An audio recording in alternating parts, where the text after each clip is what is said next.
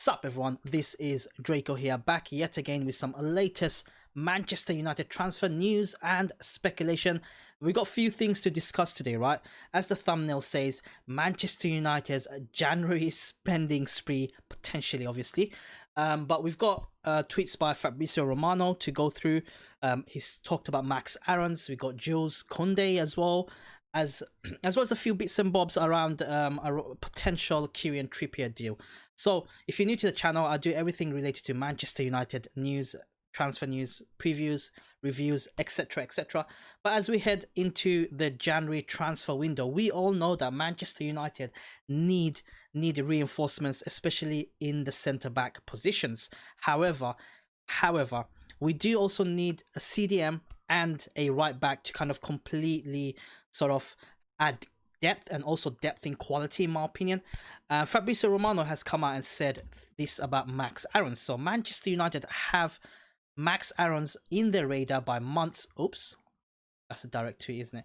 By months. No official bid or anything advanced at the moment. He's not close to joining Manchester United now.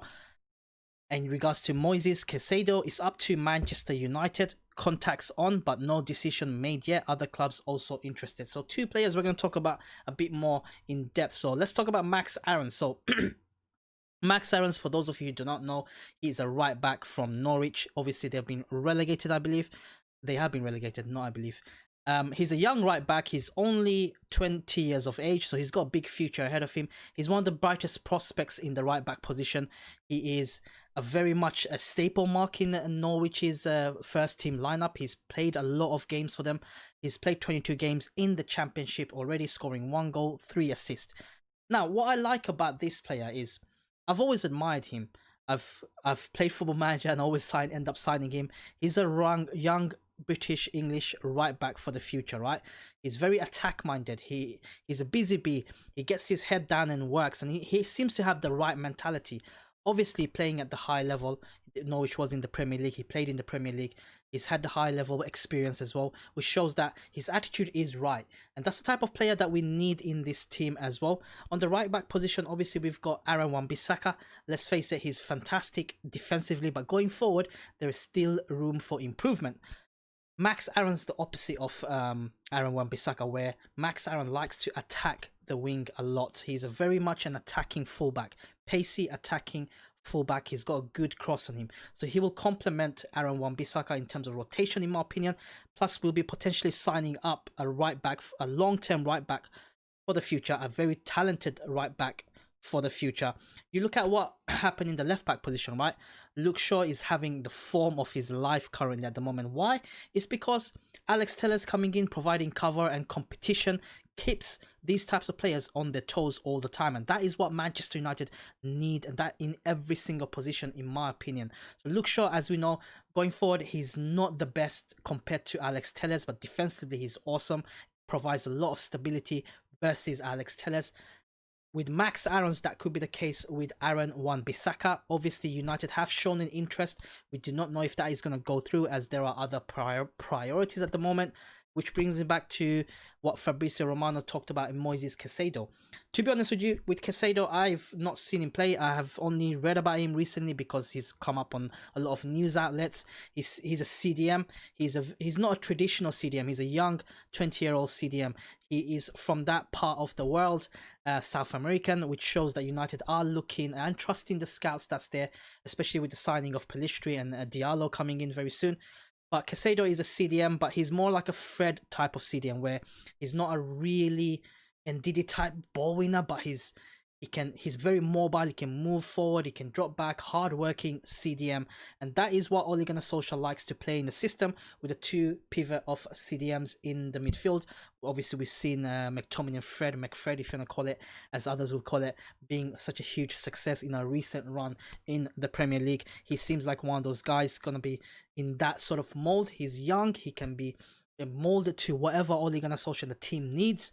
He seems to have a good brain in him as well. He's a hard-working midfielder. Again, I haven't seen him play, so I don't know much around him. Do let me know what you guys think of Moises Caicedo as well. I would like to get your guys' opinion on him, so kind of educate myself a little bit in that sense as well. Next bit of news, is Jules Kunde. So, this is according to some reports coming out today that Manchester United have reportedly identified Jules Kunde as one of the options to bolster the heart of their defense in the January transfer window. According to a report by the Daily Express, Jules Kunde is a subject of interest from Manchester United over a move in the January transfer window. The Sevilla centre-back is part of a 5-man shortlist of candidates identified to reinforce their defense in this winter. Jules Kunde is the latest on the conveyor belt of talented players being rolled out of France, with his career taking off since joining Sevilla from Bordeaux in the summer of 2019. Last season, the 22-year-old was one of the most impressive centre-backs in La Liga and played a pivotal role as the Spanish outfit triumphed in the UEFA Europa League. Kunde has continued being a mainstay at the back for Sevilla this season, missing just one game when available with 18 appearances across all competitions. Let's go through. So let's have a look at some of his stats. He's 22 years of age, obviously playing for Sevilla, a UEFA Europa League winner as well. He's played a lot of games, as you can see this season alone. He's already played 18 games, scoring 2 goals. Again, I do not know much about him, but having read about him, he's certainly, from this article, he's one of the brightest prospects coming out of the French national setup, right? The French youth system is booming at the moment, and players like Kounde is coming onto the fold, Dayot Upamecano, obviously. For me personally, as I said, we need a centre-back. You take away Lindelof and Maguire and Bailly at the moment, you've got Tuanzebe, right? Now, Lindelof and Maguire do not, as we know, do not work as a centre pairing as much as, say, Maguire and Bailly. I think Maguire and Bailly works better, but the problem with Eric Bailly is the fact that he's pretty injury prone, and that's something that we cannot go into the new season or even in January onwards knowing the fact that we cannot build a centre-back position around Eric Bailly, because at any time he can get injured, and we have seen that over his whole career at Manchester United. Fantastic defender, but the problem lies with his injury and fitness issue. Obviously, the likes of Rojo and Phil Jones are deadwood still there. I think one of them at least will be transferred out, with rumours coming out that Marcus Rojo could be one of those players moving out of the club. We have Tuanzebe there, who at the moment isn't getting as much game time as possible. He does have fitness issues at the moment as well. So we do need a centre-back, especially if we are in this sort of so-called title contention conversation, which is fantastic to be in. We need centre-backs because we know that we have a leaky defense, we have mismatches in centre-back positions, we have injury problems in the centre-back position. We got Lindelof out for how long, we do not know yet. So moving in for a centre-back in the January transfer window is the utmost priority, in my opinion. Jules Kunde is one of the short lists being touted out and rumoured out, you can say, across a lot of news outlets, that he is one of the centre-backs that potentially we will sign. Obviously, Dayot Upamecano is probably going to be my number one choice, but his rumours have died down so much. I think the club and himself has come and confirmed pretty much that he will stay this season, with his release clause being potentially, £45 million release clause being activated or active in the summer of 2021. And God knows how much competition we're going to have in regards to Dayot Upamecano. He is a hot prospect, but United players like Kounde, Alex Telles came out of nowhere. We don't know Pelistri yet, but he looks like a good talent along with Diallo. I think are players that is ready to come in, prove themselves, rather than already made it, paying a lot of fee, a lot of pressure coming in, and playing half-heartedly doesn't work for us. We've been down that route.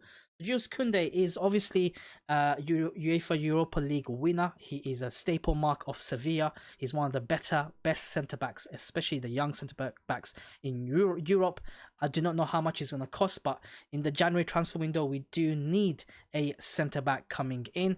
And to be frank, if reports are to be true, if I kind of see like how good he seems like a good defender, then by all means go for it, because if we're going to charge in for any sort of title charge, you can say, we need to sort out the centre-back position, because realistically speaking, we are now currently one injury away from having a disastrous centre-back positioning. Obviously Lindelof being out, he lives with Maguire and Bailly, and Bailly is an injury prone. If he gets an injury, that just leaves with Maguire, who has played every single minute in 2020, guys. So a strength in depth is good, and it does work. Just look at the squad around the midfield section, just look at the squad around the striking section. It does give Manchester United, the manager, the coaches, the tactical setup, loads of options to play different variety of football, different approaches, change games midway, halfway, quarter of the way. It does give those options, and those are the options that I feel that any club need if they're gonna win the domestic competition. Forget the Champions League for now, but certainly the domestic competition. But anyways, guys, these are the latest Manchester United transfer news. Now, let me know your thoughts in the comments below. As always, guys, I'll be doing these videos on almost a daily basis, along with short videos going into the January transfer window. Hope everyone is having a fantastic week so far. And I'll catch you guys in the next upload, and stay falafari.